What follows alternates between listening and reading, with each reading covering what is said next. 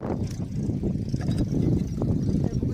इथं साप दिसलाय, नाग आहे मित्रांनो. शेतामध्ये असेच मोठे मोठे साप राहतात.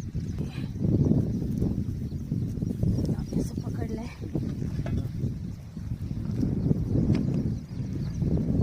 खूप मोठा साप आहे आणि शेतामध्ये जास्त उंदरं असतात आणि उंदरं खाण्यासाठी साप येतात.